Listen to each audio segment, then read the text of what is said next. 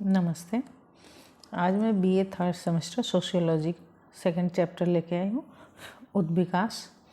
तो आज मैं क्वेश्चन के माध्यम से हम लोग जानेंगे कि उद्विकास क्या है, किसे कहते हैं। तो आइए, सबसे पहला क्वेश्चन है, उद्विकास किसे कहते हैं तथा उद्विकास की कौन कौन सी विशेषताएं होती हैं, स्पष्ट कीजिए। तो सबसे पहले उद्विकास किसे कहते हैं देखते हैं। अर्थ: उद्विकास की उत्पत्ति लैटिन शब्द के इवॉल्वर से मानी जाती है। ई का अर्थ होता है बाहर की ओर, वॉल्वर का अर्थ होता है फैलना।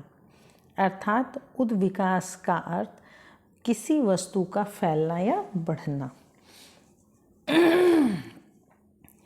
परिभाषा: आगबन एवं नीम काफ के अनुसार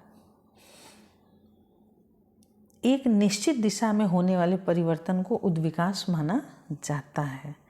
यानी आगबन एवं नीमकाफ का कहना निश्चित दिशा, यानी जैसे एक अभी हमने देखा कि किसी चीज़ का बढ़ना या फैलना उद्विकास कहा जाता है। तो किसी तरफ भी फैल रहा है, बढ़ रहा है, वो उद्विकास में नहीं आता। उद्विकास का मतलब एक निश्चित दिशा हो, यानी आगे की तरफ वो बढ़ रहा हो, ऊपर की तरफ, उसको हम उद्विकास कहते हैं।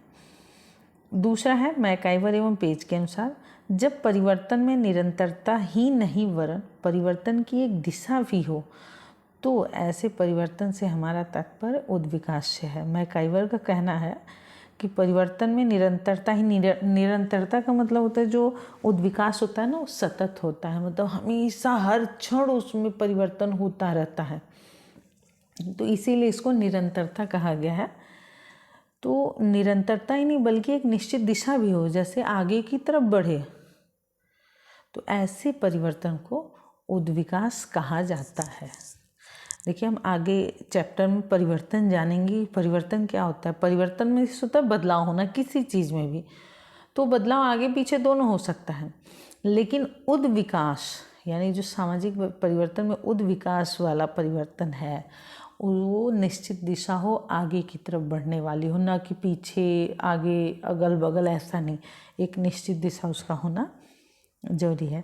आइए देखते हैं उद्विकास की विशेषताएं। सबसे पहला, सरल से जटिल। यानी जो उद्विकास है की प्रक्रिया सदैव ही सरलता से जटिलता की ओर होता है। शुरुआत में कोई वस्तु सामान्य होती है और धीरे धीरे उसका स्वरूप जटिल होता है। यानी जो उद्विकास होता है, सरलता, यानी जो पहले सरल रहेगा, जिसको समझना बड़ा आसान रहेगा, देख के हम एक नज़र में उसको बता देंगे कुछ, बाद में उसमें जटिलता आ जाती है। जैसे कि इन्होंने एक एग्जाम्पल दिया था, इसमें एक एग्जाम्पल है कि जैसे भ्रूण, जब बच्चा गर्भ में आता है तो एक भ्रूण होता है, यानी मांस के गोले जैसा होता है। तो उसको देख के बड़े आसानी से हम बता सकते हैं कि मांस का एक टुकड़ा है या गोला है, कुछ भी। लेकिन जैसे जैसे ही वो उसमें परिवर्तन होता है, वैसे वैसे उसमें हाथ, पैर, आँख, नाक, सर, मुँह अलग अलग सब बनने लगते हैं। तो कहीं ना कहीं जटिलता हो जाती है, यानी सबके अलग अलग पार्ट हो जाते हैं। अब हमें उसे बताने के लिए अलग अलग पार्ट बताना पड़ेगा। ऐसे ही इन्होंने एक एग्जाम्पल और दिया था, इसमें था जैसे कोई भी बीज हो, जैसे आप घर में रखे हुए चना ले लो, गेहूँ ले लो, तो उनके दानों को जब हम देखते हैं तो हमारा सीधा होता है, अगर कोई पूछे तो हाँ भाई चना है, गेहूँ है, ये सरलता है।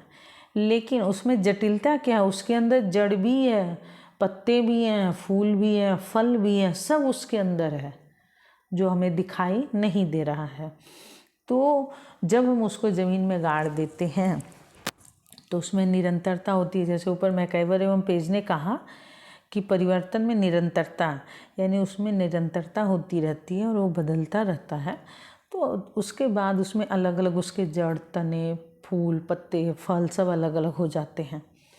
तो इसीलिए इसमें कहा गया कि सरलता से जटिलता की ओर जाता है। दूसरा है सतत एवं मंद गति में परिवर्तन। सतत का मतलब, जैसे मैंने अभी ऊपर बताया, सतत का मतलब हर क्षण उसमें परिवर्तन हो रहा है।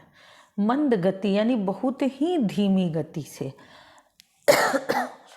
उद्विकास का परिवर्तन सतत एवं मंद गति से होता है। परिवर्तन की गति धीरे होने के कारण इसे देख पाना संभव नहीं है।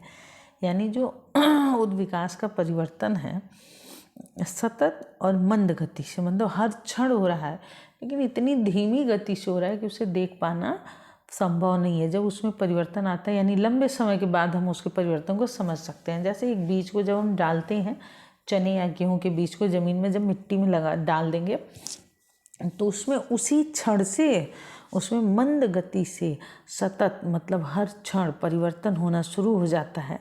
लेकिन वो हमें दिखाई कब देता है? जब वो अंकुरित होकर उसमें से पौधा बाहर की तरफ आता है और जड़ नीचे की तरफ जाता है, तब हमें दिखाई पड़ता है।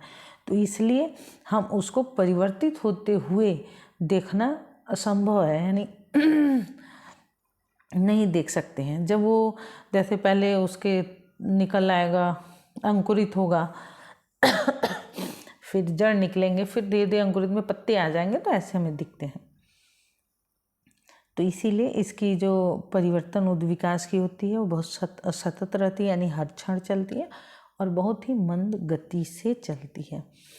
तीसरा है पुनरावृत्ति का अभाव। एक तीसरा है पुनरावृत्ति का अभाव। उद्विकास के चरणों में पुनरावृत्ति का अभाव पाया जाता है। जो चरण बीत जाता है उसकी पूर्ण प्राप्ति नहीं की जा सकती, यानी जो चरण बीत जाता है, हो जाता है, उसको फिर से हम प्राप्त नहीं कर सकते हैं। जैसे अगर एक चने को हमने ज़मीन में गाड़ दिया, उस चने में से अंकुरित होकर आँख निकल आया, उसके तना निकल आया, फूल पत्ते निकल आए, नीचे जड़ आ गए। अब हम सोचें उस चने के बीज को फिर से चने वाली अवस्था में ला दें तो नहीं आ सकता। ऐसे ही बच्चा जब गर्भ में आता है तो मांस के गोले जैसा या टुकड़े जैसा रहता है।